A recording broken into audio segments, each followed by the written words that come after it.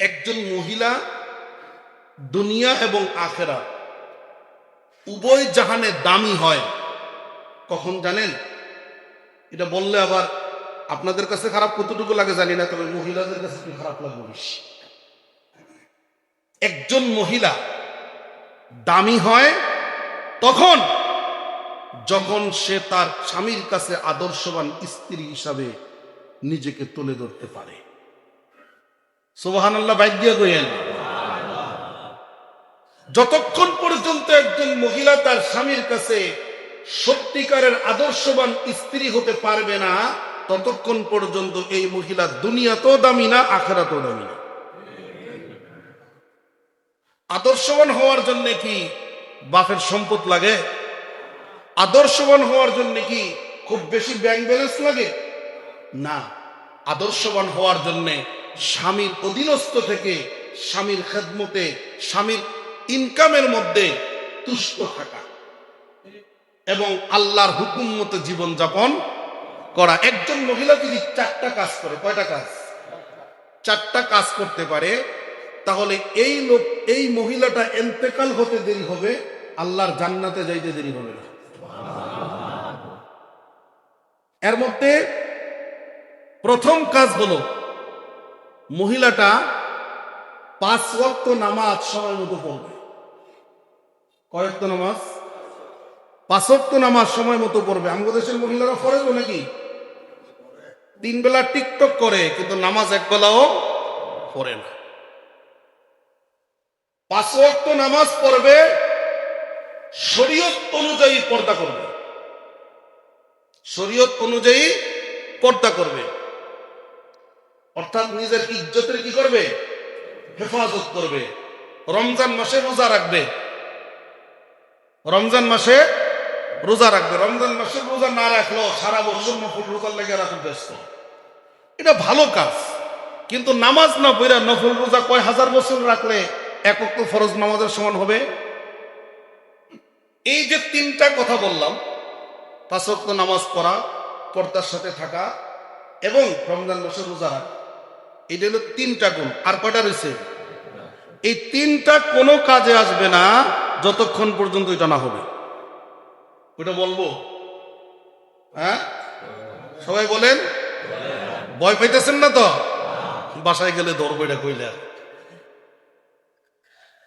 আল্লাহর হাবিব বলেন, একজন নারী যদি 5 ওয়াক্ত নামাজ পড়ে, মাহে রমজানে রোজা রাখে এবং নিজের ইজ্জতের হেফাজত করতে পারে, এই 3টা গুণ হাসিল করার পরে 4র্থ নাম্বার যেই গুণ, ওই গুণ যদি পরিপূর্ণ হয়ে যায়, পূর্বের 3টা গুণ আল্লাহ কবুল করে নিবে। 4র্থ নাম্বারে হলো স্বামীর খেদমত করতে হবে। কার খেদমত? স্বামীর খেদমত। স্বামীও তো এরকম হওয়ার দরকার নাকি? তো স্বামী করে না কইলে আবার হেরা রাগ করবে। স্বামীর খেদমত করতে হবে। আপনি চেয়ারম্যান সাহেবের মেয়ে, এই জন্যে আপনার স্বামী হলো একজন সাধারণ কৃষক, তাহলে আপনার জন্য তো স্বামীর খেদমত করা লাগবে না নাকি? হ্যাঁ, কথা বলেন, লাগবে। পৃথিবীর মধ্যে আদম আলাইহিস সালাম থেকে শুরু করে কিয়ামত পর্যন্ত যত মানুষ এসেছে আর আসবে, কিয়ামত পর্যন্ত আল্লাহ তাআলার সৃষ্টির মাঝে যত মানব এবং ইনসান আছে, মানব দানব যত সৃষ্টি আছে, সকল সৃষ্টির মধ্যে সবচাইতে সম্মানিত হলো মুহাম্মাদুর রাসূলুল্লাহ সাল্লাল্লাহু আলাইহি ওয়াসাল্লাম। বিশ্বাস হয়? বিশ্বাস হয়? ওয়ারাফানা লাকা যিকরাক, আল্লাহ তার মর্যাদা সর্বদা সমুন্নত রাখে। বলেন সুবহানাল্লাহ। নবী হে, আপনার মর্যাদা, আপনার মাকাম, আপনি দুনিয়াতে না থাকলেও আপনার মর্যাদা আমি আল্লাহ উঁচু করে রাখছি। ওয়ারাফানা লাকা যিকরাক, আপনার মান মর্যাদা কখনো কমবে না। কেন?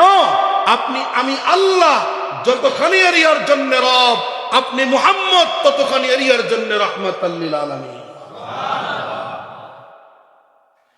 প্রিয় ভাইয়েরা, হযরতে রাসূলুল্লাহ সাল্লাল্লাহু আলাইহি ওয়াসাল্লাম নিজের হুজরা থেকে বাহিরে যদি কখনো যেতেন, সর্বপ্রথম তিনি শেষ যখন তিনি বের হতেন হযরতে ফাতেমার ঘরে তিনি বলে যেতেন, ফাতেমার ঘরে দেখা করে তারপরে যেতেন, এবং মদিনার শহরের ভিতরে ঢুকার পরে নিজের বাড়িতে যাওয়ার আগে সর্বপ্রথম ফাতেমার ঘরে তিনি দেখা করতেন। নবী নিজের মেয়ের ঘরে দেখা করতেন। কেন? মেয়েটা বড় আদরের ছিল। হুজুরের আরো 3টা মেয়ে ছিল, মোট 4টা মেয়ে ছিল। কয়জন মেয়ে? হুজুরের 4 জন মেয়ে ছিল। এই 4 জনের মধ্যে সবচাইতে ছোট হলো ফাতেমা। এই ফাতেমা রাদিয়াল্লাহু তাআলা আনহা তিনি রাসূলের বড় আদরের মেয়ে ছিল। সন্তান অনেকেই থাকে, সব সন্তান কিন্তু একরকম হয় না বাবা মার কাছে, ঠিক না? অনেক সময় আমরা বলি যে আমার বাপে খালি এর প্রতি বেশি দুর্বল, এর বেশি আদর করে, এরকম বলি না? এই আদর করার পিছনেও কিছু কিছু কারণ থাকে, কখনো কখনো থাকে কিনা। যেমন ফাতেমা রাদিয়াল্লাহু তাআলা আনহা হুজুরের এত কাছের কেন কিভাবে হইলেন? ফাতেমার মায়ের নাম কি জানেন? কি নাম? হযরত খাদিজাতুল কুবরা। হযরতে খাদিজাতুল কুবরা রাদিয়াল্লাহু তাআলা আনহার বয়স 40 বছর 2 মাস, হুজুরের বয়স 25। হুজুর বিয়ে করলেন। খাদিজা ছিলেন মক্কার মধ্যে সবচাইতে পবিত্র মহিলা, যাকে বলা হইতো তাহেরা। যার উপাধি কি ছিল? তাহেরা, মানে পবিত্র। সবচাইতে পবিত্র এবং সম্ভ্রান্ত পরিবারের মহিলা। হুজুরের 4টা মেয়ে হয়েছে, 2টা ছেলে। এই 6টা সন্তানই ছিল খাদিজাতুল কুবরা রাদিয়াল্লাহু তাআলা আনহা ঘরে। অনেক বর্ণনা আসছে আরেকটা ছেলে হয়েছে অন্য স্ত্রীর গর্ভে, কিন্তু হুজুরের অধিকাংশ বর্ণনায় সবগুলো সন্তানই এই খাদিজাতুল কুবরার ঘরে হয়েছে। বলেন সুবহানাল্লাহ। খাদিজাতুল কুবরা রাদিয়াল্লাহু তাআলা আনহু নিজের জীবনের সমস্ত সম্পদ, আরবের মধ্যে সবচাইতে ধনী ছিল খাদিজা। সবচাইতে কি ছিল? ধনী ছিল। হুজুরকে তিনি অনেকবার পরীক্ষা করে দেখেছেন যে তিনি কত ভালো মানুষ। তার ব্যবসার সমস্ত দায়িত্ব বিয়ের আগে দিয়ে দিছে, এবং তিনি তার আদর্শ দেখে মুগ্ধ হয়ে নিজেই বিবাহের প্রস্তাব দিয়েছে। বলেন সুবহানাল্লাহ। অথচ আরবের মধ্যে সবচাইতে বড় বড় ধনীরা, আশপাশের রাজ্যের রাজার সন্তানরা খাদিজাকে বিয়ে করার জন্য বহু প্রস্তাব দিয়েছে, সবগুলো তিনি আউট করে দিয়েছেন। কিন্তু মুহাম্মদুর রাসূলুল্লাহ সাল্লাল্লাহু আলাইহি সাল্লাম, যার মা নাই বাবা নাই, এতিম অসহায় একজন ব্যক্তি, তাকে বিবাহের প্রস্তাব তিনি নিজেই দিয়েছেন। বলেন সুবহানাল্লাহ। আজকে খাদিজা অসুস্থ, বিছানায় পড়ে আছে। হুজুর তার মাথার পাশে দাঁড়িয়ে মাথায় হাত বুলিয়ে দিচ্ছে। হুজুর লক্ষ্য করলেন খাদিজার চোখ বেয়ে বেয়ে পানির ফোঁটাগুলো পড়তেছে। নবী জিজ্ঞাসা করেন, খাদিজা আপনি কেন কাঁদেন? আপনার চোখ বেয়ে বেয়ে কেন পানি পড়ে? খাদিজা বলে, ইয়া রাসূলুল্লাহ, আমার মন বলতেছে আমি আর বাঁচব না। দ্বীনের নবী ডাক দিয়ে বলে, আপনি বাঁচবেন না, মরে যাবেন, এই জন্য বুঝি আপনি কাঁদেন? বলে, না না, এই জন্য আমি কাঁদি না। বলে, কবরের ভয়ে কাঁদেন? না, কবরের ভয়েও কাঁদি না। কেন কাঁদেন? খাদিজা বলে, ইয়া রাসূলুল্লাহ, যেদিন থেকে আপনি দ্বীনের দাওয়াত দেন, মক্কার কাফেররা আপনার উপর অমানবিক নির্যাতন করে, নিপীড়ন করে, কষ্ট দেয়, লাঞ্ছনা দেয়, আমি খাদিজা ঘরে থাকতে পারি না। যখন কেউ এসে বলে, খাদিজা তোমার স্বামীকে মক্কার কাফেররা আঘাত করতেছে, আমি দৌড়ে চলে যাই, আপনার সামনে গিয়ে দাঁড়িয়ে যাই, আপনাকে নিরাপত্তা দিয়ে আমার ঘরে নিয়ে আসি। যতক্ষণ পর্যন্ত আপনি ঘরে না আসেন, আমার পিঠ আমি বিছানায় লাগাই না। হুজুর আমি তো মরে যাব, আমি মরে গেলে গো আপনাকে কে পাহারা দিবে? কাফেরদের অত্যাচার থেকে কে আপনাকে রক্ষা করবে? এই জন্যে আমি কান্দি। হুজুর চোখ বেয়ে বেয়ে পানি পড়ে, চোখের পানিগুলো নবী মুছে দিলে। অমনি ছোট্ট মেয়ে ফাতেমা দৌড়ে আসে মার হাত ধরে বলে, মা, মা গো, তুমি কান্দো না, তুমি মরে গেল মা, আমি আমার বাবার পাশে পাশে থাকবো, মক্কার কাফেররা আমার বাবাকে কষ্ট দিতে পারবে না। ঠিকই দেখা গিয়েছে খাদিজাতুল কুবরা ইন্তেকাল করার পরে মক্কাতে কাফেররা আমার নবীর উপরে আরো কষ্ট, আরো নির্যাতন বাড়াই দিয়েছে। হুজুরের পাশে এই ছোট্ট মেয়েটা জামা ধরে ধরে দাঁড়ায় থাকতো। কাফেররা কিছু বললে ফাতেমা সামনে দাঁড়ায় জবাব দিত গো। ফাতেমা নবীর জন্য এত বেশি ভালোবাসছে, সব সময় নবীর পাশে থাকতো, কোথাও গেলে জামাটা ধরে ধরে ফাতেমা হাঁটতো, কখনো নবীকে এক মুহূর্তের জন্য ছেড়ে যায় না।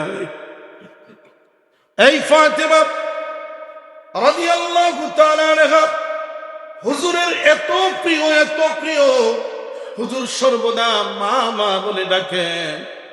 কিন্তু আজকে হুজুর এই ফাতেমার বাড়িতে যাওয়ার সময় বলে যায়, এসেও সবার আগে বলে। কিন্তু আজকের ঘটনাটা একটু ভিন্ন হয়ে গেল।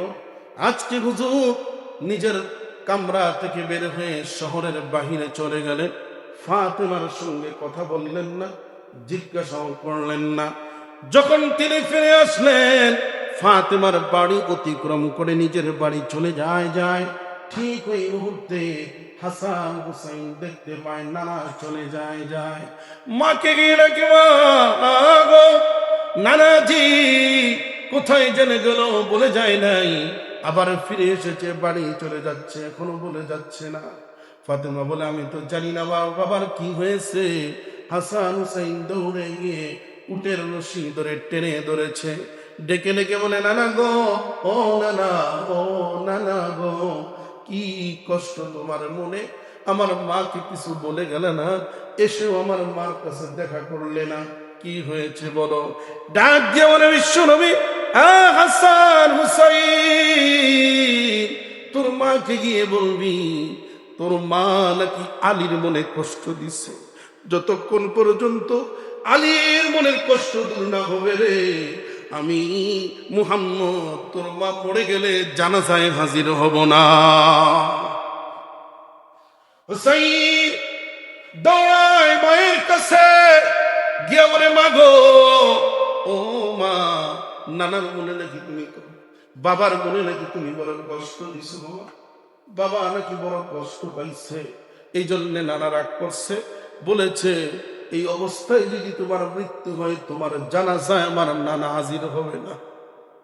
ফাতেমা তো অস্থির হয়ে গেল, কি কষ্ট দিলাম, হঠাৎ মনে পড়ে গেছে সামান্য একটা কষ্ট, ইচ্ছা করে দেয় নাই, নিজের অজান্তেই কষ্টটা হয়ে গেছে। কি কষ্ট হয়েছে? 3 দিন পর্যন্ত ঘরের চুলার মধ্যে আগুন জ্বলে না, ঘরের মধ্যে কোনো খাবার নাই। আহারে, বর্তমান সময় দিয়া যদি আপনি ওই সময়টাকে বিবেচনা করেন, তাহলে বুঝতে পারবেন না আজ থেকে 40 বছর আগে বাংলার মানুষ না খায়া মরছে, ঠিক কিনা বলেন? কাজ করার শক্তি আছে, কাজ ছিল না, কাজ করার মতো জায়গা ছিল না, মানুষ না খায়া মরছে। 1500 বছর আগের কথা। শরীরে শক্তি থাকলে কাজ পাওয়া যাইত না। 3 দিন পর্যন্ত ঘরের চুলা আগুন জ্বলে না, খাবারের কোনো ব্যবস্থা করতে পারে না। হযরত আলী সকালবেলা যায়, সন্ধ্যাবেলা তিনি শূন্য হাতে ফিরে আসে, খাবারের ব্যবস্থা করতে পারে না, কাজের ব্যবস্থা করতে পারে না। হযরত ফাতেমা বলেন, আমি লক্ষ্য করি নাই, আমি খেয়াল করি নাই, সন্তান যখন খাবারের প্রয়োজন হয়, পেটে যখন ক্ষুধা লাগে, সন্তান দেয়, এই সন্তানেরা বাবাকে কাছে পায় না, বাবাকে তেমন কষ্ট দেয় না, মার কাছে গিয়ে বারবার খাবারের কথা বলে, মাকে বিরক্ত করে। বলেন ঠিক কিনা? মা খাবার দাও, পেটে খিদা লাগছে, মার কাছে বারবার বিরক্ত করে। ও হাসান হুসাইন রে, তোরা যখন আজকে, গতকালকে যখন তোরা না, আজকে যখন তোরা আমাকে খাবারের জন্য বারবার তোরা আমাকে ডিস্টার্ব করতেছিলি, আমি বিরক্ত হইয়া বলছিলাম যে বারবার কেন আমাকে বলস, তোর বাবাকে বলতে পারস না? এতটুকুই কথা বলছি, কিন্তু আল্লাহি আল্লাহর কসম করে বলি আমি তোর বাবাকে দেখতে পাই নাই। যখন কথাটা বলেছি তখন তোর বাবা ঘরের মধ্যে ঢুকতেছিল। আমার এই কথাটা শোনার পরে এক কদম যদিও ঘরের ভিতরে দিয়েছে, দ্বিতীয় কদমটার ঘরের ভিতরে দেয় নাই। আমি নজর করেছি ঘরের ভিতরে আমার স্বামী ঢুকতে গিয়ে আবার বের হয়ে চলে গেছে। আমি বুঝতে পারি নাই এই কথার কারণে চলে গেছে। মনে হয় তোর বাবা বড় কষ্ট পাইছে। হাসান হুসাইন রে, চল আর দেরি করা যাবে না। হাসান আর হুসাইন রে লইয়া বিশ্ব নবীর দরবারে চলে গেছে। বিশ্ব নবীর দরবারে গিয়া ডাক দিয়া বলে, বাবা গো, ও বাবা, আমি আমার স্বামীরে যাই না শুই না বুঝা কোনো কষ্ট দেই নাই।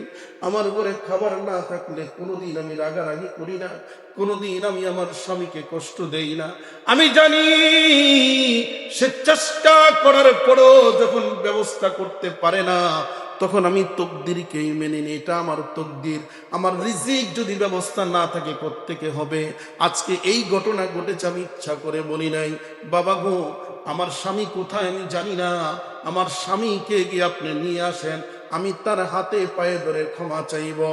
বিশ্বনবী সাল্লাল্লাহু আলাইহি ওয়াসাল্লাম ঘর থেকে উঠিয়া তিনি এবার হযরত আলীর তালাশে বের হয়ে গেলেন। হযরত আলী আর কোথায় যাবে, গিয়া দেখে মসজিদে নববীর মধ্যে শুয়া রইছে। কোথায় শুয়া রইছে? মুমিন ঘরের মধ্যে ওয়াজ কইলে মসজিদে আছে, কোথায় আছে? আর আমাদের অবস্থা হইলে প্রশান্তিতে বাজারে যাই। কোথায় যাই? বাজারে যাই, চার দলে বইয়া টিভি চাই। আর এখন যেই খেলা শুরু হইছে, রাইতে 3টা বাজে, 4টা বাজে ফজরের নামাজ, 5:45 বাজে এইটা করতে পারে না, রাইতে 4টা বাজে বিশ্বকাপ খেলা দেখানোর লেগে বয়ে যায়। এটা আপনাকে ভোলাইলে নাই, এটা আমি হেদিকের কথা কইতেছি। আহা, কি এক অবস্থা শুরু হয়েছে আমার দেশে। মুসলমানদের অবস্থা যদি এই হয়, খ্রিস্টানদের অবস্থা কি হবে? অমুসলিমদের প্রতি আমাদের এত দরদ, এত ভালোবাসা। তারা বিশ্বকাপ জয় হইলে আমার লাভ কি? আমার দেশের লাভ কি? কোনো লাভ আছে? আমি দেখতেছি এই বিশ্বকাপের লক্ষ্যে, বিশ্বকাপকে সামনে রাইখা হাজার হাজার কোটি টাকা আমার দেশের ক্ষতি হইতেছে। হইতেছে কিনা? হাজার হাজার কোটি টাকা হচ্ছে, অথচ আমার দেশের মানুষ আজও না খায় লাভ করে, ড্রেন থেকে খাবার উঠায় খায়। ওই বিপদগ্রস্ত, অভাবগ্রস্ত, ক্ষুধার্ত মানুষকে 500 টাকা হাতে দিতে পারি না, 5000 টাকা দিয়া বিনদেশীদের পতাকা উড়ায়। রাষ্ট্র এ ব্যাপারে কোনো পদক্ষেপ নিচ্ছে না। কারণ যারা রাষ্ট্র চালায় এরাও দিই এর বক্ত নাইলে হের বক্ত। এরাও কি এর বক্ত নাইলে হের বক্ত। ভক্ত হয়ে থাকে না, সুবিধা কি? তার জন্য কি আমার টাকা পয়সা খরচ করতে হবে? কোন মানসিক চিন্তা এটা আমি বুঝি না। এটা কোন ধরনের চিন্তা? কিন্তু পাগলও এই কাজ করে না। আল্লাহ তাআলা এই জাতিকে বুঝার তৌফিক দান করেন, বলেন আমিন। হযরত আলী কোথায় গিয়ে ঘুমায় রয়েছে? মসজিদে। তো মদিনার মসজিদ তো আর আপনাদের এই এলাকার টাইস করা মসজিদের মতো না, এসিআর ডিসি ছিল না। মদিনার মসজিদ ছিল এমন যে বৃষ্টি বাহিরে 1 ঘন্টা পড়লে মসজিদের ভিতরে 1.5 ঘন্টা পড়ে। খাজুর পাতার ডালগুলো দিয়ে উপরের সামিয়ানা দেওয়া হয়েছে, মাটি ফ্লোর ঘুমায় আছে। মুহাম্মদ সাল্লাল্লাহু আলাইহি সাল্লাম আল্লাহর পয়গম্বর ডাক দিছে, কুম ইয়া আবাতুরা। ওই যে মাটি শুয়ে দিছে তো ডাক দিছে, হে মাটির বাপ উঠো। মাটির ঘুমায় রয়েছে দিকা মাটির বাপ হয়ে ডাক দিছে। যেই মাত্র এই ডাক শুনছে, এক তো নবী রসুল, দ্বিতীয়ত শ্বশুর, কি শ্বশুর। আর তো দেরি নাই, খালি যখন সাহেব দেখছে যে হুজুর আইসা গেছে, উনি উঠা, হুজুর কি ভাই বললো রাগ করে বলছে মসজিদে যেতে না, হুজুর আমি তো রাগ করি ভাই, বুঝছি চলো। আল্লাহ রসুল নিজের মেয়ের জামাতাকে বাড়িতে নিয়ে নিজের পাশে শোয়াইয়া, এক পাশে মেয়েকে আরেক পাশে পুত্র মেয়ের জামাইকে শোয়াইয়া দ্বীনের আনন্দের কথাগুলো বলতেছে, বলেন সুবহানাল্লাহ। এই দৃশ্যটি আমরা এখন দেখতে পাই, আমরা তার উল্টা দেখতে পাই। কি? স্বামী হাজারো কষ্ট করার পরে সামান্য একটা ইচ্ছা তারা পূরণ করতে পারেনি, অথবা মনের ভুলের কারণে কি করতে পারে নাই, 2 টাকার একটা জিনিস আইনা দিতে পারেনি, বুইলা গেছে আনতে পারেন, 1000 টাকার বাজার করছে, 2 টাকার একটা জিনিস এটা তার মনে ছিল না।